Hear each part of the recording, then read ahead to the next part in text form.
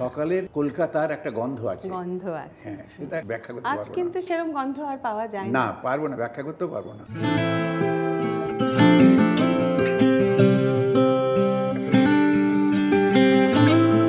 I believe a person who can take such a giant leap of faith to be successful in what he is today is rarely to find. We must know art and reality differs. সত্য এবং শিল্প এক নয়, সত্য শিল্প নয়। Acting it is মিথ্যাচার। মিথ্যাচার বাংলায় যাকে বলা হয়, অ্যাক্টিংটা হচ্ছে তাই। তুমি যে মিথ্যাচার করছো মঞ্চের ওপরে বা সিনেমা ক্যামেরার সামনে, তোমাকে কিন্তু মিথ্যাচারের অভিযোগে তোমাকে মিথ্যাবাদী হিসেবে অভিযুক্ত করা যাবে না, কারণ তখন ওটা শিল্প হয়ে গেছে। তুমি তখন শিল্পী, তখন তুমি মিথ্যাবাদী নয়। যারা আমার দর্শক তারা হচ্ছে আমার শিক্ষক দেবতা। তাদের পূজায় যখন বসি তাদের কাছে উপাদান নিয়ে পূজায় যখন বসি তখন সংলাপগুলো হচ্ছে মন্ত্র উচ্চারণ, আর যে তাদের কাছ থেকে নেওয়া যেটা সেইটা অর্ঘ্য হিসেবে তাদের চরণেই আমি দিই। ধরো আমাকে একটা চরিত্র দেওয়া হলো সাপ দেখে ভয় পেতে হবে, আমি জীবনে কখনো সাপ দেখে ভয় পাইনি, তাহলে কী হবে? ওটা করতে হবে। আমি মাসিমাকে দেখেছিলাম আরশোলা দেখে ভয় পেতে, ওইটা আমার মেমোরিতে আছে। আমি বিদেশে এই সিনেমাটা দেখেছিলাম, টনিক। এই টনিক ছবিটায় তার মধ্যে একটা সিন কোথাও ছিল, একটা কোনো ওয়াটার অ্যাক্টিভিটি, ওটা কেউ বিশ্বাসই করলো না যে তুমি ওটা নিজে করেছো। বিপদে পড়লে মৃত্যুর আগে এই সংলাপগুলোই আসে, সেগুলো আমি করেছি। মানে নাবি দেবো, আমি বেলঘাটে বাস ধরে চলে যাই বাড়িতে। এরকম বলেছি? হ্যাঁ, ওটা রিয়েল লাইফ অ্যাক্টিং। একদম। অ্যাক্টিংটা করতে হবে তো, উপায় নেই। ভেতরের পরাণ বলছে, বলে তুই তো মাছ দরিয়ায় এসে গেছিস, এখন ফিরে যাবে কি করে? তো মাছ দরিয়ায় এসে ফিরে গেলে তো সেই অর্ধেকটা সাঁতরাতে হবে, যে ওই অর্ধেকটা সামনে সাঁতরে পাড়ে উঠে যায়। ছেলে বউ, স্বামী স্ত্রী, ভাই বোন, হাজব্যান্ড ওয়াইফ সব কিন্তু লাভ, মানে সম্পর্কটা হচ্ছে conditional. Conditional, the only relation has no condition, সেটা হচ্ছে দাদু দিদা নাতি নাতনি, আনকন্ডিশনাল লাভ। এই যে কেয়ার স্টোরি, এখানে আমি এসে খুব কেয়ারফুলি স্টোরিটা বলেছি। হায় কি যে করিয়ে মননিয়া, সে যে প্রণয় হুতাশে ওঠে উথলিয়া, দুষ্টু পাপিয়া বলে পিয়া পিয়া পিয়া পিয়া। Hello and welcome to one more storytelling episode of my Care Stories. Today I have with me a guest who has redefined his life in the second innings of his life. I believe a person who can take such a giant leap of faith to be successful in what he is today is rarely to find. I would like to introduce on my show Mr. Paran Bandyopadhyay. To me, he is Paran Jethu. It's my pleasure. And my honor both. তুমি তো বহু রকম চরিত্র সিনেমায় করে থাকো, যা next generation, in fact generations after generation সকলকে খুব মোটিভেট করে, খুব এন্টারটেইন করে। এর বাইরে পরাণ বন্দ্যোপাধ্যায় মানুষটা কে? ওই একই পরাণ বন্দ্যোপাধ্যায়। ও সময় সে একটা কাজ করে, সে পারফর্ম করে, আর নিজের জীবনের পারফরমেন্স ইট ডিফার্স। একই পরাণ বন্দ্যোপাধ্যায়। ওটা হচ্ছে আর্ট, এটা হচ্ছে রিয়ালিটি। That's the difference. তুমি এত ব্যস্ত থাকো শুটিংয়ে সারা দিন, কিছু না কিছু তো করছোই, হয় থিয়েটার বা সিনেমা বা রেডিও। এবার যখন তুমি এর বাইরে থাকো, কাজ হয়তো যখন একটু কম, ধরো একটা লেজি দুপুরবেলা, তোমার কি করতে ভালো লাগে? আমার কাছে কোনো দুপুর, কোনো সকাল, কোনো সন্ধ্যা এখনো পর্যন্ত লেজি হিসেবে আমার কাছে আসেনি। হ্যাঁ, লেজি শব্দটা আমি জানি, কিন্তু এই seldom apply to my life. Seldom কেন, আমি never. Which shows in you. যখন কাজ থাকে না তখন কাজ একটা হয়ে যায়, কাজ ছাড়া তো জীবন লিভিং থাকে না, কাজ করতেই হয়। সেইভাবে যদি ধরি আমরা লিটারালি, সেটা নাও আই এম ব্রিদিং, এটাও একটা কাজ। আমি ঘুমোচ্ছি, এটা একটা কাজ।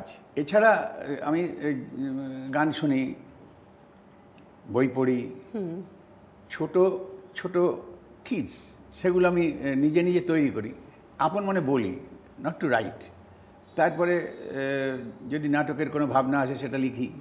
কিন্তু ব্যস্ততা থাকেই, ব্যস্ততা without business world is impossible.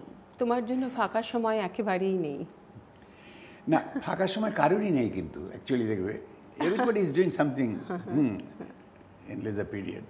এবার তুমি আমাকে বলো, তুমি যে এত চরিত্রে অভিনয় করো, কত ধরনের চরিত্রে করো, সেগুলো বেশিরভাগই বাস্তব রিয়ালিটির সাথে খুব ক্লোজলি কানেক্টেড। তোমার কি মনে হয় এই বাস্তব চরিত্র তুমি যেগুলো করো তার একটা ইনফ্লুয়েন্স সমাজের প্রতি হয়, বা মানুষের জন্য, জেনারেল সোসাইটির জন্য তার কি কোনো ইনফ্লুয়েন্স তোমার এই চরিত্রগুলো থেকে হয় বলে তোমার মনে হয়? আচ্ছা, তুমি যে প্রশ্নটা করেছো, এই প্রশ্নটা কিন্তু একটা ক্লাস নেবার জন্য এই প্রশ্নগুলো আসে, বুঝলে, থিয়েটারের ক্লাস নিয়ে। দেখো, একটা জিনিস যেটা আর কি তুমি আমাকে মানে এমন একটা প্রশ্ন করলে যে আমাকে কিছুক্ষণ কথা বলতেই হবে। আমি ভেবেছিলাম যে জাস্ট টাক টাক টাক টাক করে উত্তর হবে, ছোট ছোট, কিন্তু এইটা বলতে হবে এই কারণে যে we must know art and reality differs. সত্য এবং শিল্প এক নয়, সত্য শিল্প নয়। শিল্প সত্য থেকে নেওয়া, সত্য হচ্ছে শিল্পের বুনিয়াদ, ফাউন্ডেশন। এই সত্যের ওপরে শিল্পটা গড়ে ওঠে। তাহলে এই সত্য থেকে যে শিল্পটা হচ্ছে সেটা হচ্ছে মিথ্যা। অ্যাক্টিং, ইউনো, ইট ইজ মিথ্যাচার। মিথ্যাচার বাংলায় যাকে বলা হয়, অ্যাক্টিংটা হচ্ছে তাই। Sometimes we see in office acting manager, মূল ম্যানেজার সিটিং আউট ইনসাইড। মূল ম্যানেজার যে সে কিন্তু ঘরে বসে আছে, আর এটা হচ্ছে অ্যাক্টিং ম্যানেজার। আচ্ছা, তোমাকে একটা ছোট্ট আমার জীবনের অভিজ্ঞতার কথা বলি, হালকা ছোট্ট, বেশি সময় নয়। স্কুল থেকে ফেরার কথা আমার 4টের মধ্যে, আমি 6টায় ফিরেছি। বাড়ির লোক খুব উত্তেজিত, কোথায় গেল, কী হলো কী হলো কী হলো। বাড়িতে ঢুকেই প্রথমে ব্যাগটাকে ফেলে দিয়ে, চড়িটাকে খুলে দিয়ে, উফ বাপরে বাপ, আর একটু হলে মানে আমি জীবনটাই চলে যেতে, চোখের সামনে এত দেখতে, মানে মা, কাকিমা, খুড়িমা, জেঠিমা, এরা সব বসে আছে, তারা কিন্তু দেখছে আমার ঢোকাটা। এইসব দেখে আমি কিন্তু সে সময় দুপুর 2টোর সময় বেরিয়ে রিজেন্টে সিনেমা দেখে 6টার সময় ফিরছি, কারণ সেখানে 2টো ইন্টারভেল, ডাবল ইন্টারভেল। আমি একটা ইন্টারভেল বেরিয়ে চলে এসেছি কার্ড নিয়ে। আচ্ছা, তুই কী হলো তোর? হ্যাঁ, কী হয়েছে কী হয়েছে কী হয়েছে? উফ বাবা, চোখের সামনে আমি অনেক ভাবতে পারছি না, ছেড়ে যে এইভাবে বেঁচে যাবে। কার? ওই রজত আমাদের সঙ্গে পড়ে। ও তো সাইকেল নিয়ে আসে, আমরা দুজনে আরও সব একসঙ্গে ছিলাম, ওরা সাইকেল নিয়ে চলে যায়, তারপর আমরা দিদি হাঁটতে চলে যাই। একটা ম্যাটেরিয়াল এসে মারলো, মানে আর একটু হলে কী হতো। কী হয়েছে? সেটা বেঁচে আছে? তাহলে হ্যাঁ বেঁচে আছে। ওই ডাক্তারখানে নিয়ে গিয়ে ফার্স্ট এড দিয়ে তোরা বাড়িতে পৌঁছে দিয়ে আসতে আমাদের দেরি হয়ে গেল। সবাই এই যে এত সুন্দরভাবে মিথ্যা কথাটা বললাম, সবাই কনভিন্সড হয়ে গেল। তাহলে এটা হচ্ছে মিথ্যা, সত্যের শিল্পরূপ হচ্ছে মিথ্যাটা। কিন্তু দূরে মামা দাঁড়িয়েছিল, মুখটুক ধুয়ে না খেয়ে নেওয়া, বাবা রে, ইস কী যে হয় না রাস্তাঘাটে। আমি যখন বাথরুমে যাচ্ছি মামার পাশ দিয়ে, মা বললো কী হলো? অ্যাক্টিং হচ্ছে? হ্যাঁ, ড্রামা ড্রামা। তার মানে ড্রামা এবং অ্যাক্টিং এটা যে সত্যি নয়, এটা কারোকে শেখাতে হয়নি, সকলে বুঝে যায়, সবাই জানে। অ্যাক্টিং মানে মিথ্যাচার, ড্রামা মানে নাটক, মানে মিথ্যা নাটক হচ্ছে, নাটক বলে না। তাহলে তুমি এই মিথ্যাচারটা সত্য থেকে নেওয়া, কিন্তু সত্য থেকে নেওয়া, এই মিথ্যাচারটা সত্যের কত কাছাকাছি আসছে, এইটি হচ্ছে তোমার কীভাবে তুমি ক্রিয়েট করছো। যত সত্যের কাছাকাছি আসবে তত মানুষ কনভিন্সড হয়ে অ্যাকসেপ্টেবল হবে লোকের কাছে, এবং মানুষ তখন তাদের কাছে আর কোনো শব্দ নেই বলে প্রশংসা করে দুটো কথায়, ওহ কি মানে স্বাভাবিক অভিনয় করলো, ওহ কি ন্যাচারাল অ্যাক্টিং করলো। ন্যাচারাল অ্যাক্টিং বলে কিছু নেই, স্বাভাবিক অভিনয় বলেও কিছু নেই। অ্যাক্টিং দুই প্রকার, কারেক্ট, ইনকারেক্ট। মিথ্যাচার, তুমি যে মিথ্যাচার করছো মঞ্চের উপরে বা সিনেমা ক্যামেরার সামনে, তোমাকে কিন্তু মিথ্যাচারের অভিযোগে তোমাকে মিথ্যাবাদী হিসেবে অভিযুক্ত করা যাবে না, কারণ তখন ওটা শিল্প হয়ে গেছে। তুমি তখন শিল্পী, তখন তুমি মিথ্যাবাদী নয়। কিন্তু সেটা নেওয়া তো বাস্তব থেকেই, অবশ্যই ফাউন্ডেশনটা শেখা তো বাস্তব থেকেই, এটা নিয়ে ওটাই তুমি ইমপ্লিমেন্ট করছো। হ্যাঁ, সেটাই। তাহলে সেইখানে আমি তো সত্য থেকে নিচ্ছি। আর সত্য থেকে নেওয়া মানেই হচ্ছে সত্য কী কী আছে, মানুষের জীবন থেকে নেওয়া। মানুষের দৈনন্দিন অভিজ্ঞতায় ভরা যে জীবনটা, সুখ দুঃখ, হাসি কান্না, স্বার্থপরতা, লোভ, হিংসা, পরশ্রীকাতরতা সব কিছু মিশিয়ে তো জীবন।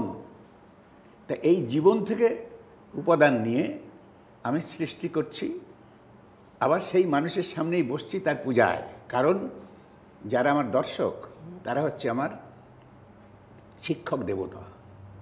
তাদের পূজায় যখন বসি তাদের কাছে উপাদান নিয়ে পূজায় যখন বসি তখন ওই সংলাপগুলো হচ্ছে মন্ত্র উচ্চারণ, আর যে তাদের কাছ থেকে নেওয়া যেটা সেইটা অর্ঘ্য হিসেবে তাদের চরণেই আমি দিই পূজায় বসি।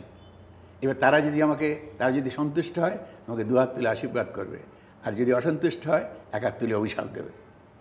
সুতরাং এখনো পর্যন্ত কোনো অভিশাপ পাইনি আমি। সেই জন্যেই তোমাদের কাছ থেকে ভালোবাসা কুড়িয়েছি, মানুষের কাছ থেকে ভালোবাসা কুড়িয়েছি। এবং আমি এই যখন আমাকে প্রশংসা করা হয়, পুরস্কার দেওয়া হয়, ভালোবাসা দেখানো হয়, তখন আমি একটা অনুচ্চারিত unsounded condition, untold condition I hear. What's that? বলো। ভালো হয়েছে, কিন্তু আরও ভালো করতে হবে। এটা তুমি নিজের ভেতর থেকে Yes. শোনো। হ্যাঁ, I hear that sound which is not uttered. যেটা ভালো হয়েছে, আমি ওই প্রশংসাটা নিয়ে কিন্তু ওই যে কন্ডিশন, আনটোল্ড কন্ডিশন, ওটা আমার ঠিক কানে বাজে। সেই জন্য আমি আর সতর্ক হয়ে যাই যে এই দেবতার জন্য আরও ভালো করতে হবে। সুতরাং I get my self prepared for the better one. এইটাই বোধহয় তোমার একটা ওয়ান কাইন্ড অফ ডেডিকেশন। ইয়াস, বোধহয় এটা এই জন্যই তুমি এত বেশি সাধারণ লোকের সাথে রিলেট করতে পারো। Yes. লোকে তোমাকে এত ক্লিয়ারলি নেয়, এত সুন্দর করে গ্রহণ করতে পারে, হয়তো এটাই তার ওয়ান অফ দ্য রিজনস। হ্যাঁ, রিজন এটা শুধু কেন নেয়, কারণ আমার অবজারভেশন হচ্ছে যে very most part of the game. যে একটা মানুষ কীভাবে কথা বলার আগে তার কী কী মুদ্রা আছে, তার ভঙ্গিমাটা কী, কথা বলার ভঙ্গিমা থেকে ভেতরটা চিনতে পারা যায় কিনা, এইগুলো যখন তুমি দেখবে, তো একটা মানুষ যখন কথা বলে তার নানান রকম ভঙ্গিমা আছে, কারণ তার ভেতরে কত জিজ্ঞাসা তৈরি হচ্ছে, প্রশ্ন তৈরি হচ্ছে, একটা মোটিভেশন তৈরি হচ্ছে। আমি একটা বাজে শব্দ ব্যবহার করছি, বুঝতে সুবিধা হলে ধান্দা তৈরি হচ্ছে। হ্যাঁ, এবং সেটা চোখ মুখ থেকে বোঝা যায়। এবং আমি যদি অ্যাক্টিংয়ের সময় একটা ওই রকম দুষ্টু মানুষের মানে একটা ধান্দা নিয়ে যদি আমি কথা বলি, তাহলে আমার অডিও চেঞ্জ হবে, দৃষ্টি চেঞ্জ হবে, সেগুলো যদি বুঝতে পারি। আমি এগুলোর মানে সত্য থেকে নেওয়া তো। সুতরাং এই যখন ওই চরিত্রে অভিনয় করব, তখন এই সত্য থেকে নেওয়া, যেটা মানে আমরা তো অনেক কিছু ব্যক্তি জীবনে করি, অনেক কিছু করি, but you seldom keep it in our memory. দরকার হয় না বলে, কিন্তু আমার দরকার হয়। সেই জন্য আমি যা দেখি, যা শুনি, যা বুঝতে পারি, সব আমার মেমোরিতে থাকে। তখন আমি যখন ওই ধরনের চরিত্র পাই, তখন দেখা যায় যে এমন কিছু, যে ধরো আমাকে একটা চরিত্র দেওয়া হলো, সাপ দেখে ভয় পেতে হবে। তা আমি জীবনে কখনো সাপ দেখে ভয় পাইনি, ওই সামনে সাপ পাইনি কোনোদিন। তাহলে কী হবে? ওটা করতে হবে। আমি মাসিমাকে দেখেছিলাম আরশোলা দেখে ভয় পেতে, ওইটা আমার মেমোরিতে আছে। সে বিভৎস মূর্তি, তার চিৎকার চেঁচামেচি করে মানে পড়ে মরে আর কি, এরকম অবস্থা। ওটা আমার মাথায় আছে। আমি আমার ক্রিয়েটিভ ফ্যান্টাসি দিয়ে ইমপ্লিমেন্ট করে দিই, হ্যাঁ, সৃজনশীলতা দিয়ে আমি ওইটাকে সৃষ্টিশীল করলাম। এইভাবেই হয়। অনেক প্রশ্নের উত্তর পেলাম। এবার তুমি যখন মেমোরির কথা বললে, আমার আরেকটি কথা তোমাকে জিজ্ঞেস করতেই হয়। তোমার মেমোরি যতটা শার্প, তোমার ফিজিক্যাল অ্যাক্টিভিটিও ততটা ক্লিন আর একেবারে ক্রিস্প। কারণ আমি বিদেশে এই সিনেমাটা দেখেছিলাম, টনিক। এই টনিক ছবিটায় অনেক সাহেবদের সাথেও আমি দেখেছিলাম, লন্ডনে কোথাও একটা এই সিনেমাটা আমি দেখি।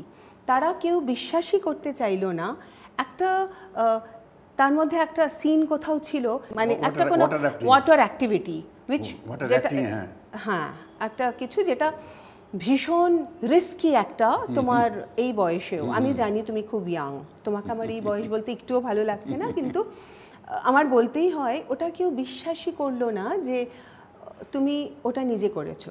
তুমি যখন মেমোরি বললে, আমার মনে হলো তুমি মেমোরি আর ফিজিক্যাল অ্যাক্টিভিটি একসাথেই ব্যালেন্স করো।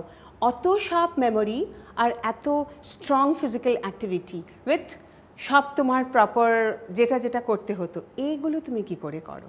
এটাই তোমার একটা বিরাট রিমার্কেবল হ্যাঁ, জিনিস। ওটা তো আর জীবনে হবে না, কারণ ওই ধরনের কাজ জীবনে একবারই হয়।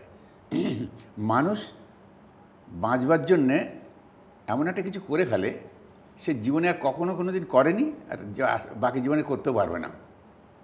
আমার জীবনে একটা উদাহরণ আছে। আমি একটা ছবি করেছিলাম, তার সেটা বেরোয়নি অনেক আগে। তার যে পরিচালক ছিলেন, তার জীবনের কথা বলছেন। আমি পরে আসছি, তোমার এই প্রশ্নের উত্তরে আসছি। যেহেতু আমার অবজারভেশনটা মানে ভীষণভাবে কাজ করে, আমার অবজারভেশনের থলি বিরাট বড়, বুঝতে পেরেছি? সেটাই আমি হ্যাঁ জানতে চাই। হ্যাঁ, মানে এইবার কি ওই ভদ্রলোক সেন খুব সম্ভব, তিনি তার, আমরা দেখছি তাকে, তার মাজাটা ভাঙা, কোমরটা ভাঙা, ওইভাবে তিনি চলেন। তা একদিন কৌতূহল হলো যে সেনদা তোমার এটা কি মানে তো জন্মবুদ্ধি না? মানে বলে না, এটা পরিণত বয়সেই হয়েছে। কী করে হলো বলো তো? সোজা হতে পারো না, এর চিকিৎসা বলে হবে না। কেন? বলে একবার আমার রাস্তা দিয়ে যেতে যেতে আমার খুব মানে হারিন মেক ওয়াটার, তো সেই সময়টা পাঁচিলের ধারে আমি ওই কর্মটি করছি।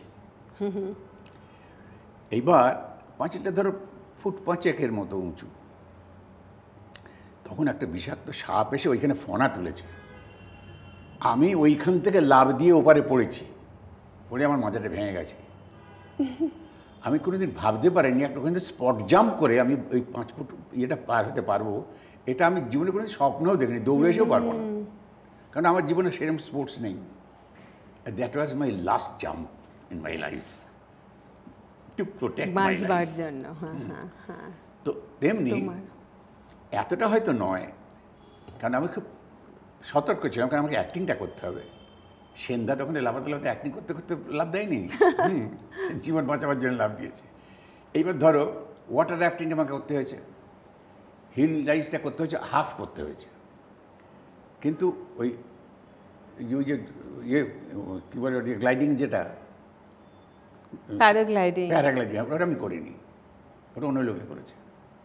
আমি ওটা বলেছি আমি যাবো না, উঠবো না, পরিষ্কার বলে দিয়েছিলাম। ওটা কিন্তু এশিয়ার সবচেয়ে ভালো, সেটাই আমরা ভাবছিলাম। হ্যাঁ হ্যাঁ। ওটা আমি করিনি। কিন্তু ওই হিল রাইজিং, ওয়াটার রাফটিং, ওগুলো করতে হয়েছে আমাকে। ওয়াটার রাফটিংটা মানে সেটাও খুব রিস্কি। আরে বাবা, আমি খুব first risky। In my life, আমি জীবনে করিনি। মানে সেখানে আমি ইয়েকে মানে প্রডিউসার, আই মিন ডাইরেক্টরকে জিজ্ঞেস করেছি যে কতক্ষণ লাগবে। আমার সঙ্গে দেব ছিল, মিনিট 5 কেমন মুখ ভেঙে এমন ভ্যাংচালো, বড় বাড়াবাড়ি করে ফেললো। তো তোটা সে নভেম্বরের শেষ, ঠান্ডা ঠান্ডা আছে। হ্যাঁ, ওটা হচ্ছে তিস্তা নদীর একটা খাড়ি, সেখান থেকে আরও অনেকে যাচ্ছে করছে, কিন্তু আই ডিডন্ট ডু দ্যাট, কোনোদিন করিনি, কখনো করনি। হ্যাঁ, নেভার ডু দ্যাট। তো ওইবার গিয়ে বসলাম জব্বা জব্বা পরে, তা আমি জিজ্ঞেস করলাম দেখবে যে কতক্ষণ লাগবে রে, এটা শটটা কতক্ষণের? বলে মিনিট 5। আমি এটা বাড়াবাড়ি, ওটা মুখটা এত বাড়াবাড়ি করলো, আমি তাহলে বুঝলাম সামথিং রং বিহাইন্ড ইট। যাই হোক, এইবার স্টার্ট হলো। স্টার্ট হওয়ার সে অনেকেই তো করছে, লোকজনও তো আছে, ঠিক আছে, আর এরা তো আছে, আমি মানে মরার জন্য এত সাপোর্ট করছি কেন? শুরু হলো, আমার সামনে ক্যামেরা, ছোট দ্রোণ, আর পাহাড় দিয়ে ঘেরা জায়গাটা, পাহাড়ের এভরি আফটার সার্টেন গ্যাপ একটা করে ক্যামেরা আছে, পাথর দিয়ে ঘেরা, হাই মানে পাহাড় ও ইয়ে, তার সেখান থেকে সব বড় বড় বোল্ডার নামা যাবে না। আর ওইখানে যাচ্ছি আমি, মিনিট 5 আমাকে বললো একটা কিছু দূর যাওয়ার পরে একটা টার্নিং, এই টার্নটা নেওয়ার পরে দেখলাম প্রায় গগনচুম্বী একটি ঢেউ আসছে, দাম করে মারল চোখের মুখে। কিন্তু তখন আমাকে অ্যাক্টিং করতে হবে তো, উপায় নেই। এইবার কী হলো কে জানো তো, এইসব জায়গায় নিজের সঙ্গে ফাইট করতে হয়। নিজের সঙ্গে ফাইটটা কি, ভেতরের পরাণ আছে একটা, বাইরের পরাণ আছে একটা। বাইরের পরাণটা শরীরটাকে বাঁচাতে চাইছে, আর ভেতরের পরাণ সেটাকে রক্ষা করছে। এই দুটো যখন সংলাপ শুরু হয়, তখন বাইরের পরাণ বলছে যে আমি এই সংলাপগুলোকে সব বানানো ওখানে, কিন্তু এগুলো বিপদে পড়লে মৃত্যুর আগে এই সংলাপগুলোই আসে, সেগুলো আমি করেছি। মানে নাবি দেবো, আমি বেলঘাটে বাস ধরে চলে যাই বাড়িতে। এরকম বলেছি? হ্যাঁ, ওটা রিয়েল লাইফ অ্যাক্টিং। একদম। আমার অ্যাক্টিংটা করতে হবে তো, উপায় নেই। এবার ভেতরের পরাণ, ভেতরের পরাণ বলছে, বলে তুই তো মাছ দরিয়ায় এসে গেছিস, এখন ফিরে যাবে কি করে? তো মাছ দরিয়ায় এসে ফিরে গেলে তো সেই অর্ধেকটা সাঁতরাতে হবে, তো ওই অর্ধেকটা সামনে সাঁতরে পাড়ে উঠে যায়।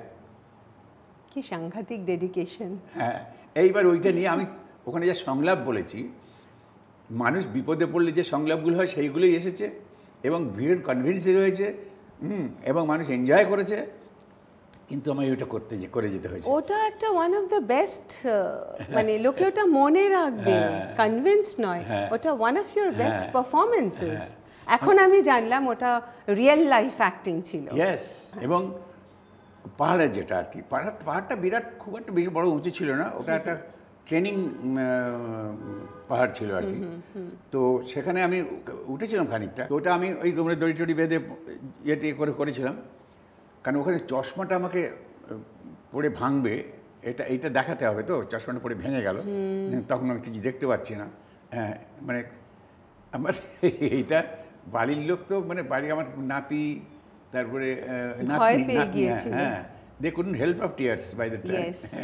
বলছে তো ওটা একটা মানে মনে রাখার মতন, পুরো পুরো সিচুয়েশনটাই তাই, কিন্তু তোমারটা যেন একেবারে মনে রাখবার মতন জিনিস ছিল। হ্যাঁ, আমিও খুব মানে ভীষণ এটা রিস্কি গেম, রিস্কি গেম, ওটা একটা রিস্কি প্লে ছিল। মানুষের ভালোবাসাটা, প্রশংসাটা, ওটা বিদেশে তুমি খুব চর্চিত ওটা নিয়ে। সব ব্যথার উপশম হয়ে যায় যখন মানুষ ভালোবেসে পুরস্কার দেয়, এবং আমাদের দেশের সবচেয়ে বড় পুরস্কারটি পেয়েছিলাম আমি। পেয়েছিলে তুমি? হ্যাঁ হ্যাঁ। বিদেশের মতন জেঠু আমারও মনে হয়, আমি এসে এখানে দেখছি আমাদের শহরে কিন্তু একাকিত্ব খুব বেড়ে যাচ্ছে, মানে প্রবীণ প্রজন্মের কাছে এটা একটা অন্যরকম শহর আমি এখন দেখছি। বিদেশে একটা বয়সের পর লোকে একাকিত্বেতে ভোগে, আইসোলেশন ওদের হয়। এখানেও দেখছি ছেলে মেয়েরা বাইরে পড়তে চলে যাচ্ছে, বাবা মায়েরা একা হয়ে যাচ্ছে, তাদের দাদু ঠাকুমা আরও বেশি একা হয়ে যাচ্ছে, যেহেতু সামাজিক গঠনটা আমাদের অন্য রকম। তোমার কি মনে হয় এই যে কগনিটিভ ডিজেনারেশন, মানুষের যে ডিপ্রেশন এত বেড়ে যাচ্ছে, এমনি মানুষও মানে এমনি প্রজন্মের মানুষ ইয়াংরাও ডিপ্রেশনে ভোগে, কিন্তু বয়স্ক লোকেরা বেশি ডিপ্রেশনে ভুগছে। তোমার কি মনে হয় এই যে সিনেমা বা তুমি যেই ধরনের রোলগুলো করো, তাদের যে মনের একটা এন্টারটেইনমেন্ট, ওদের যে একটা বিনোদন হচ্ছে, এটা কোনোভাবে কি তাদের হেল্প করতে পারে আইসোলেশন থেকে বা ডিপ্রেশন থেকে, বা এটা কোনো ধরনের একটা এফেক্ট কি হতে পারে সমাজে? না, সেটা আমি যে অভিনয়গুলো করছি সেইগুলো দিয়ে হবে, নট নেসেসারিলি। মানুষ যখন একাকিত্বে মানুষ ভুগবেই, কেন ভোগে? এগুলো নিজস্ব দুর্বলতা। তুমি যদি লজিক্যালি কমব্যাট করতে না পারো, আচ্ছা কেন আমি একা ভাবছি, কেন? নিজের সঙ্গে যদি দুটো তো সত্তা, একটা ইয়েস একটা নো, তাদের কথোপকথনে যে জিতবে সে যে বেশি নম্বর পাবে সে জিতে যাবে। এখন মনে করো আমি অভিনয় করব সাধারণ মানুষের জন্য, তারা যেন এনচ্যান্টেড হয়। আমি তো প্রথম কাজ হচ্ছে আমাদের তাদের আনন্দ দেওয়া, তারা আনন্দ পাবে এবং একটা লেসন থাকবে। এখন ওইগুলো দেখে মানুষ ইন্সপায়ার হতে পারে। এখন আমার এই কাজই হচ্ছে মানুষকে ইন্সপায়ার করব, হ্যাঁ, মানুষকে দুঃখ দেবো, বেদনা দেবো, হাসি দেবো, সব কিছু দেবো, এইটাই তোমার কাজ। একটা চরিত্র দেখে, একটা অভিনয় দেখে মানুষ এগুলো করবে। কিন্তু ব্যক্তি জীবনে যে লোনলিনেস, মানে সেটার জন্য কি জানো তো, এগুলো কেন মানুষ দাবি করে আমি বুঝতে পারি না। আমার বয়স হয়ে গেছে বলে তাহলে ছেলে মেয়ে বউ বা ছেলের বউ তারা সবাই আমাকে দেখবে, এইটা কেন, এই কন্ডিশনটা কেন? তার মানে বুঝতে পারা যায় যে আমি পৃথিবীতে সন্তান এনেছি, উপহার দিয়েছি, পৃথিবীর বুকে সন্তান উপহার দিয়েছি। তারপরে যে সাথে বড় হচ্ছে, আমরা বলছি যে সন্তানের সুখেই আমার সুখ, সন্তানের সুখেই আমার সুখ।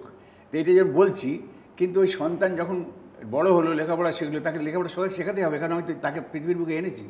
তারপর তার যাতে ভালো হয় সব করব, সন্তানের সুখ আমার সুখ, সবাইকে বলছি।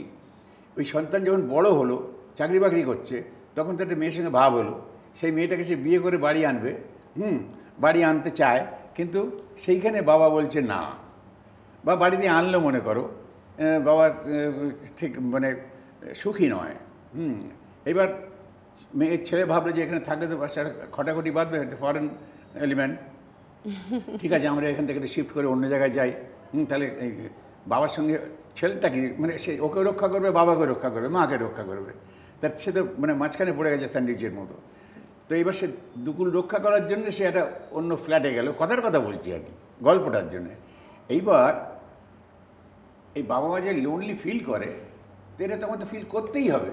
তুমি তো বলতে ওই যে যখন চলে গেল তখন আশপাশের প্রতিবেশী পাড়ার লোক তারা কিন্তু উন্মুখ হয়ে থাকে, কীভাবে একে দুর্বল করব, কীভাবে একে আরও দুর্বল করব, কীভাবে একে একটু খামচে দেবো, মানে সাইকোলজিক্যালি কীভাবে খেমচে দেবো। কিন্তু তুমি যে বলেছিলে যে ছেলের সুখে আমার সুখ, আমার প্রশ্ন এটা, তুমি যে বলেছিলে ছেলের সুখেই তোমার সুখ, তা ছেলের সুখ তো সে যে তার স্ত্রীকে নিয়ে সে আলাদা থেকে সুখী, তাহলে তোমার অসুখ হচ্ছে কেন? তুমি সহ্য করতে পারছো না কেন? এই প্রশ্নের উত্তর কোনো বাবা মা দিতে পারবে না। এবার ছেলেও তো একদিন এরকম লোনলিনেস আসবে, একাকিত্বের যন্ত্রণা ভোগ করতে হবে। তা তুমি যে একাকিত্বের যন্ত্রণা ভোগ করছো, তোমার কেন তুমি একটা দাবি করছো কেন যে আমাকে এই একাকিত্বের হাত থেকে বাঁচাও? কেউ বাঁচাতে পারবে না। কারণ একটা সময় তুমি যদি 80, 85, 95, 90 বছর পর্যন্ত বাঁচো, তাহলে তোমাকে কে রক্ষা করবে? আত্মীয় স্বজন আছে, তারা সাহায্য করবে যতটুকু। তুমি ডিম্যান্ড করবে কেন? কারণ বয়সটা তো তারা এনে দেয়নি, এতকাল বাঁচবার জন্য তো তারা দায়ী নয়। তাহলে তুমি বেঁচেছো, জীবনটাকে উপভোগ করেছো, এখনও বয়সে সেভাবে উপভোগ করছো না, কিন্তু আমাকে সাহায্য করো, এই আবেদনটা কেন থাকবে? তার মানে কন্ডিশনাল। তাহলে ছেলে, বউ, স্বামী, স্ত্রী, ভাই, বোন, হাজব্যান্ড, ওয়াইফ সব কিন্তু লাভ মানে সম্পর্কটা হচ্ছে কন্ডিশনাল। কন্ডিশনাল মানে এই শর্ত মধ্যে আছে। ছেলে আমাকে দেখবে, মেয়ে আমাকে দেখবে, স্বামী স্ত্রীকে দেখবে, স্ত্রী স্বামীকে দেখবে, যে conditional. The only relation has no condition, সেটা হচ্ছে দাদু, দিদা, নাতি, নাতনি, যে আনকন্ডিশনাল লাভ। সত্যি সব লাভের মধ্যে কন্ডিশন আছে। সত্যি কথা, ভাবলে সত্যিই তাই। আমার কারণে বৃদ্ধ হয়েছি, না চাইলে আমার স্পিড কমবে, আর আমি ইচ্ছে করলে আমি সেই স্পিডে হাঁটতে পারবো না, করবো না। ঠিকই তাই, যখনকার যেটা তখনকার সেটা। আমি আমার যৌবনে যেভাবে ঘুষি চালিয়েছি, এখন সেইভাবে ঘুষি চালালে কি রেজাল্ট আমি জানি না, কারণ এখন আমি চালাই না, প্রয়োজন হয় না বলে চালাই না। আর প্রয়োজন হলে যখন চলবে তখন তো ঘটনা ঘটাবে, আমি তো ঘটনা ঘটাবার জন্য আগে থেকে রেডি থাকবো না, সেটা আলাদা। কিন্তু আমার বর্তমান আমাকে যেটা নিয়ে চলতে হবে সেইটাকেই তো আমি গ্রহণ করব। তাহলে সেটা একাকিত্বের যন্ত্রণা কেন? মনে হবে যে হ্যাভ বিন লেফট অ্যালোন, আমার কেউ নেই, কেন এটা ভাববো আমি? চেঞ্জকে অ্যাকসেপ্ট করে নাও। হ্যাঁ, সেটাই। তারপরে বন্ধু বান্ধব, ঠিক আছে, আমার বন্ধু সেভাবে ঠিক আছে, তৈরি করে নাও, তৈরি করে নাও। বইয়ের মতো বন্ধু তো আর নেই, হ্যাঁ। কিন্তু এখন আমার একটা দুর্বল কথা বলেও ফেলি যে আমি চোখে একটু কম দেখি, ফলে অসুবিধা হয়, তাই বই কম পড়তে পারো। বই কম পড়তে হয়, ঠিক আছে, সেটা অন্য শরণাপন্ন হতে হয়। তো হবে শরণাপন্ন, কি আছে এখন? ব্যাপার হচ্ছে যে কারো শরণাপন্ন আমাকে যদি বাড়িতে আমি বলি, আমার বৌমাকে যদি বলি যে আমাকে একটু চা দাও, কিন্তু আমি বলবো আমার পজিশন থেকে বলবো, আমি পাচ্ছি না, আমি দুর্বল হয়ে গেছি, চা নিতে, এখান থেকে বলছি না। আমি মাঝে মাঝে আমি নিজে চা নিয়ে নিত, হ্যাঁ, দৌড়ে আসে, কিন্তু আমি দিচ্ছি বাবা, তাহলে বুঝতে পারি যে ঠিক আছে, সবাই ঠিক আছে, ঠিক আছে। জীবন যেরকম তোমাকে সেভাবে এগিয়ে যেতে হবে, সেই। এবার তুমি বলো, কলকাতাকে তুমি অনেক বদলাতে দেখেছো, কোন জিনিসটা কলকাতার তুমি খুব মিস করো, যেটা হলে হয়তো ভালো হতো? না, এখন হলে ভালো হতো না, হবেও না। রাত 1:30টার কলকাতা, 2টোর কলকাতা আমি দেখেছি। তখন এসপ্ল্যানেডে দাঁড়িয়ে মনে হচ্ছে যে এটা কোথায় এলাম।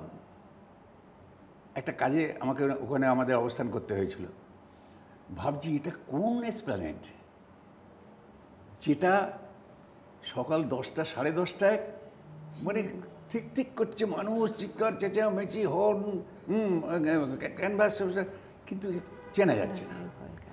কিন্তু ওই কলকাতাটা এখন নেই। ভোরের কলকাতা, ভোরের কলকাতা আমি দেখেছি, বহুবারই দেখেছি, যখন গ্যাস পোস্ট ছিল। এক্ষুনি ওই গ্যাস পোস্ট ফিরে এলে আমি তো খুশি হব না? কেউ খুশি হবে না। বাহ, সেই দিনটা যদি ফিরে আসতো। না, সেই দিন ফিরে এসে এখন কোনো দিনে সুখ দিতে পারবে এমন গ্যারান্টির কিছু নেই। তখন ভালো লাগতো। এখন সেটা স্মৃতি হয়ে গেছে। সে স্মৃতি তুমি কালেক্ট করো, তাকে আনন্দ পাবে একটা আলাদা, কিন্তু ওইটা তুমি এক্ষুনি চাইলে খুব বাজে হবে, ক্ষতি হয়ে যাবে। ভোরবেলায় কলকাতা আমি দেখেছি, কলকাতা থেকে যেতে যেতে দেখছি একটা জায়গায় ধোঁয়া উঠছে, সাদা ধোঁয়া। তারপর বোঝা গেল ওইখানে উনুনে কয়লা দেওয়া হয়েছে, কয়লার উনুন জ্বলছে। হাঁটতে হাঁটতে এলাম, ধোঁয়াটা তখন একটু কমে গেছে, আঁচটা এসেছে, বড় একটা কড়াই বসেছে, সেখানে সিঙ্গাড়া ভাজা হচ্ছে, জিলিপি ভাজা হচ্ছে। নস্টালজিক। ভোরে, হ্যাঁ নস্টালজিক। হ্যাঁ, একটা কড়াইতে সিঙ্গাড়া হচ্ছে, জিলিপি হচ্ছে। এবার দাঁড়িয়ে গেলাম, আমরা আরও অনেকজন ছিলাম। এই জিলিপি আর সিঙ্গাড়া খেতে হবে, জিলিপি আর নিমকি খেতে হবে। ওইটা এখন পাওয়া যায় না। এখন তো সব মানে ওভেনে, দোকানে দোকানে দোকানে দোকানে তৈরি, সব ফোল্ডিং হচ্ছে, প্যাকেটে ঢোকানো হচ্ছে, প্যাকেজিং অন্যরকম। হ্যাঁ, তো এইটা আমি দেখেছি। তারপরে ধরো ট্রাম তো এখন মানে অবসোলেট হয়ে গেছে, মানে হেরিটেজ। হ্যাঁ, না, হ্যাঁ, যে কোনো কারণটা জেনুইন কারণ, এই স্পিডে ওটা এখন আর চলে না, এই গতিশীলতার মধ্যে সেটা ছিল। তারপরে যেটা ছিল সেগুলো হচ্ছে, যেহেতু আমি সংস্কৃতির মানুষ, মহাজাতি সদন বা অন্যান্য জায়গায় যে সমস্ত কালচারাল ফাংশনগুলো হতো, জলসা হতো, মানে সারা রাত ধরে ক্লাসিক্যাল ফাংশন হতো, সেগুলো শুনতাম। তারপর হাঁটতে হাঁটতে বাড়িতে আসতাম, কারণ ট্রাম তো আমার বাড়ি পর্যন্ত যাবে না, ও তো শহরের বুকে ঘুরবে। আর তখন বাস টাস বেরোয়নি। 4টে 4:30, তার একটা আনন্দই, হ্যাঁ, আনন্দই আলাদা। পুজো আসার আগে একটা স্পেসিফিক গন্ধ, সেটা একটু মানে কলকাতা গেছে মফস্বলে দিয়ে গেলে আরো বেশি একটু পাওয়া এনজয় করা যায়। হ্যাঁ, কলকাতায় আজ আর হয় না। না, তুমি আমাকে, এটা খুব ইন্টারেস্টিং জায়গা, তুমি আমাকে একটা কোনো সিনেমার সংলাপ বলো যেটা দেশে বিদেশে সকলে খুব আনন্দ পাবে, এনজয় করবে, এটা তোমাকে বলতেই হবে। হ্যাঁ, কিন্তু তার আগে ছোট্ট একটা প্রিফেস দিতে হবে তো। যেমন ধরুন একটা এলাকা, সেই এলাকায় দারুণ দৌরাত্ম্য চলছে, এলাকার মানুষজন খুব সন্ত্রস্ত। সেখানে একটা সেকশন, ধরুন আমি গল্পের মধ্যে আছে বলে বলছি, মানে প্রশাসনের, ধরুন পুলিশ তাদের চরিত্রগত দিক মানুষ একটু অন্য চোখে দেখে, সবটা যে ভালো লাগে তা নয়, তাদের প্রতি মানুষের একটা বিশ্বাসটাও কম। এটা হয়ে গেছে, সব জায়গায় হয়েছে, কথা আমি বলছি না। তো সেই জায়গায় একজন নতুন পুলিশ অফিসার এলো, এসে এলাকার সব মানুষকে সে মনোবল সাপ্লাই করলো, মানুষ এন্থু পেল এবং নতুন করে একটা যেন জীবন পেল, পথ চলার, আনন্দ পাওয়ার, নিজের সৃষ্টি সব কিছু মিলে একটা তৃপ্তির শ্বাস। বাবা, এতদিন বাদে আমরা বাঁচলাম।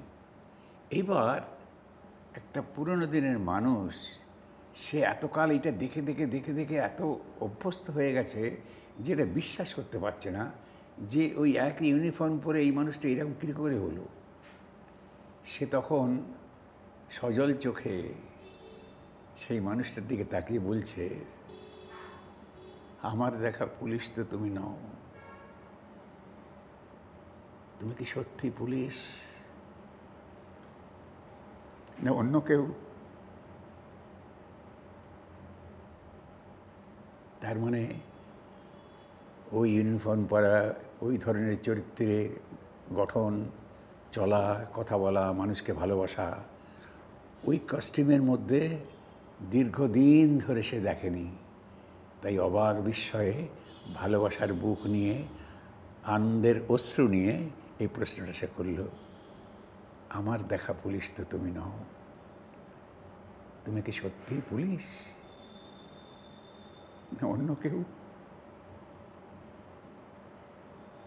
That's it. কি অসাধারণ! তোমার সাথে গল্প তো শেষই হবে না এরম করলে, আমি কেলেঙ্কারি। কিন্তু কোথাও তো একটা শেষ করতে হবে, তা হ্যাঁ, নাহলে তো করো। লোকে আরো শুনতে চাইবে, বলতেই চাইবে। এ তো এনসাইক্লোপিডিয়ার মতো।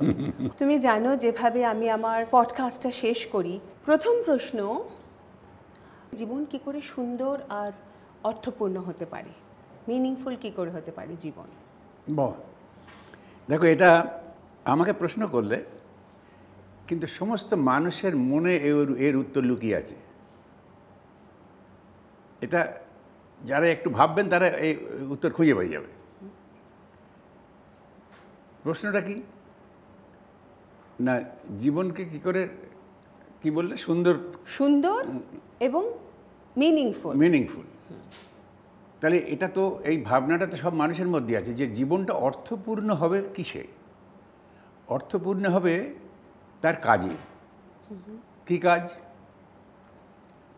আমি যদি এখন কাজে পূর্ণ হবে বলে লেগে গেল, ব্যাংক ডাকাতি করতে শুরু করে দিল, খুন খারাপি করতে শুরু করে দিল, মার দাঙ্গা করতে শুরু করে দিল, সেখানে অর্থপূর্ণ হয়ে গেল। অর্থপূর্ণ কী অর্থ? সকালবেলাতে কাগজে নাম বেরোচ্ছে, হচ্ছে, এভাবে অর্থপূর্ণ হয়ে গেল। তো এই অর্থপূর্ণতা তো মানুষ চায়নি, সুন্দর দিয়ে ঘেরা অর্থপূর্ণ চেয়েছে। তা মানুষকে সুন্দর হতে গেলে, অর্থপূর্ণ হতে গেলে, এটা কোনো জ্ঞান দিচ্ছি না আমি, আমার এটা মানে ভাবনাটা আমি জাস্ট শেয়ার করছি। মানুষকে যদি ভালোবাসা যায়, এই এমন একটা বস্তু ভালোবাসা, আমি সকল ওই প্রেমের কথা বলছি না, মানুষকে মানুষের ভালোবাসা, এত বড় অস্ত্র পৃথিবীতে আর তৈরি হয়নি। ভালোবাসা দিয়ে মানুষ একটা রাজ্য জয় করেন, আগের দিনে রাজ্য জয় করতে মানুষ খুন করে, সম্পদ লুট করে, তারপর সে লেখা হলো, ইতিহাসে লেখা হলো যে উনি ওই রাজ্য জয় করলেন। কোথায়? ওই রাজ্যে তো ধ্বংস করলেন, উনি লুণ্ঠন করলেন। ওই মানুষগুলো যে ওই রাজ্যের যে মানুষগুলো, সেই মানুষগুলোর মন জয় করতে গেলে সেই মানুষগুলোকে ভালোবাসতে হবে। রবীন্দ্রনাথ বলে গেছেন কথা। তাহলে ভালোবাসা দিয়ে জয় করা আর খুন খারাপি করে জয় করা, এই দুটো তো অনেক তফাৎ। তো মানুষ জীবনকে সুন্দর করবে, জয় মানে অর্থপূর্ণ করবে, ভালোবাসা ছাড়া আর কোনো বিকল্প নেই। কী করে ব্যবহার করবে, কখন ব্যবহার করবে, that is up to them. দ্বিতীয় প্রশ্নে আসি আমি। তুমি রিয়েল লাইফে যতটা সিম্পল, যতটা হাম্বল, তোমার সাথে আমি পার্সোনালি যতটুকু ইন্টারঅ্যাক্ট করে দেখেছি, তোমার এই হিউমিলিটি, এই সিম্পলিসিটি রিয়েল লাইফেও যা, রিয়েল লাইফেও, সিনেমাতেও তাই, বাস্তব জীবনেও তাই। এটার এই ব্যালেন্সটা তুমি কি করে করো? এটা বিস্ময়কর কিছু না, সব মানুষই পারে। তুমিও দেখবে কোথায় তুমি একটা ব্যালেন্স করছো, কম বেশি সব মানুষই কিন্তু এই ব্যালেন্সটা করে। আর যদি, যেহেতু আমি সাংস্কৃতিক মানুষ, সেই জন্য আমাকে একটু বেশি ভাবতে হয়। এবং সংস্কৃতি যারা করেন, নাটক, গান, ছবি আঁকা, থিয়েটার যারা করেন, তারা একটু অ্যাবভ অ্যাভারেজ। তাদের ভাবনা চিন্তাগুলো একটু অন্যরকম। এই ভাবনা চিন্তার মধ্যে এই চিন্তাগুলো আছে যে আমি কি করে নিজেকে ব্যালেন্স করব। এইটা ব্যালেন্স করব মানেই হচ্ছে আমি কি করে রক্ষা করব। তাই জীবনকে রক্ষা করার কথা ভাবা তো যে কোনো মানুষ ভাবতে পারে, জীবনকে রক্ষা করতে হবে। আমার চাল চলন, কথা বলা, আমার প্রফেশনাল সমস্ত কিছু আমি রক্ষা করব, যাতে করে মানুষ খারাপ বলতে না পারে। এই সতর্কতা তো সব মানুষের মধ্যেই আছে, কেউ কেয়ার করেন, কেউ কেয়ার করেন না। কিন্তু এই ভাবনাটা খুব খুব জরুরি আজকালকার দিনে, ভীষণ জরুরি। অনুষ্ঠানের লাস্ট প্রশ্ন, কিন্তু সব থেকে ইম্পর্টেন্ট প্রশ্ন, তুমি অভিনেতা হিসেবে সমাজের কাছে, নেক্সট জেনারেশনের কাছে কি ছাপ রেখে যেতে চাও? এটা এই যে যেতে চাও বললে তো, কি ছাপ ফেলে রেখে যেতে চাও, মানে আমি যখন যাওয়ার পর তো হবে এটা, যখন যাবে না, আমি যখন যাব ফেলে রেখে যাবো তো, ততদিনই তো তুমি করতে থাকবে। না না, এই তো আমি যখন, আমি তো ছাপটা ফেলে রেখে যাব। এবার যারা থেকে যাবেন আমার পরে, তারা ওই ছাপটা দেখে নিজেরাই বলবেন যে উনি এই ছাপ ফেলে রেখে গেছেন। ওটা আমি এই ফেলে যাওয়ার আগে বলে দেওয়া পারবো না, কেউই পারে না তা। আমি রেখে গেলাম বলে যাই কি কেউ না, লোকে যে বলবে তার মতো তুমি সে কি চলে গেল। ফেলেছো। এবার মানুষ সেখানে কিছু খুঁজে পায়, তাহলে বলবে এই দেখো এইটা উনি ফেলে গেছেন গো, এইটা উনি রেখে গেছেন গো, এরকম বলবে। তো মানুষ তখন কি ভাববে, সে মানুষের কাছে সেই কথা আমি এখন কি করে বলবো। তুমি অজান্তেই এমন কাজ করে যেতে চাও যেটা নেক্সট জেনারেশনের কাছে নর্মাল ইন্সপিরেশন হিসেবে থেকে যেতে চায়। এই তো মানুষ সেটা তখন তুমি যখন ইয়ে নেবে, ইন্টারভিউ নেবে, তখন এইগুলো তাদের বলবে, আমি এখন কী করে বলবো। তোমার এত সুন্দর কথা, তোমার জীবন দর্শন, তোমার ইডিওলজিস, এত কিছু জেনে আমি চাইবো তুমি বারবার আসো, আরও তোমার সাথে গল্প হোক, আরও জানতে পারি, যাতে সকলে জেনে তোমার থেকে অনুপ্রেরণা আরও পায়। তাই তুমি আবার এসো আমাদের সাথে, আবার অনেক গল্প হবে তোমার সাথে, তার অপেক্ষায় আমরা রইলাম। তাহলে এই দেখ না, গল্প হয়ে যাওয়ার পর একটা ফুল দেয়, হ্যাঁ তাই না? হ্যাঁ হ্যাঁ এসে ফুলটা দেয় বা যাওয়ার আগে ফুলটা দেয়। হ্যাঁ।